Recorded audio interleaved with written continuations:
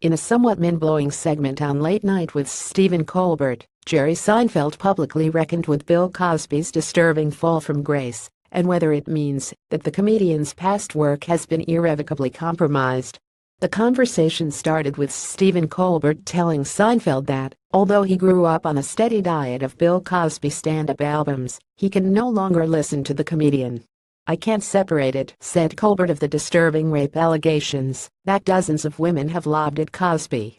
"You can't," ask Seinfeld, incredulous. "I know it's tragic, but there's a lot of tragedy in comedy. There's a lot of people who have tragic lives. You know." It's unclear whether Jerry Seinfeld was saying Bill Cosby's life is tragic or the lives of his many victims are tragic, but he attempted to further explain. "Like the Jerry Lewis thing," he said.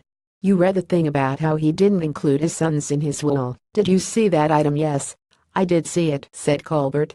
"Now, how did you feel about that?" said Seinfeld, apparently under the positively bewildering impression that he had just made an appropriate comparison. "I found it hilarious," said Colbert. "But he denied them money. That's not the same thing as slipping them a roofie. See, that upset me, because I adore Jerry Lewis, but I'm not gonna not watch The Bellboy," said Seinfeld. "I'm still gonna watch The Nutty Professor. We need the comedy." At this point, possibly sensing the enraged headlines into which Jerry Seinfeld was writing himself, Colbert gracefully changed the subject to Jerry Lewis's best films.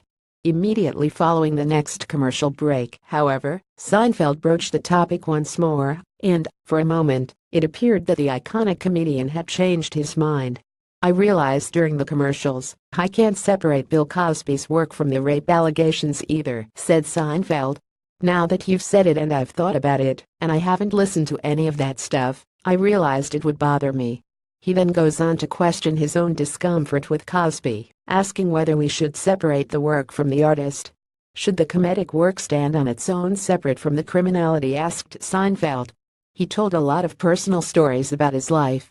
"He wasn't like observing things happening, he was telling these personal stories," said Colbert. "It's made up. It's material." "Come on," said Seinfeld, rolling his eyes in a way that seemed to say, "I'd take back everything I said about changing my mind." "I know that, but part of him was the charming fatherly figure too, and all of that is destroyed," said Colbert to applause from the audience. "All right. You're right, I'll change my mind," Seinfeld said begrudgingly, like a child whose mother is forcing him to apologize for biting the babysitter. "It's a dissatisfying surrender, but I suppose it's the best we can expect from the man who refused to hug Kesha." Watch the entire segment below. Becky Scott is the editor of The Schmooze. Follow her on Twitter @rscott. Share this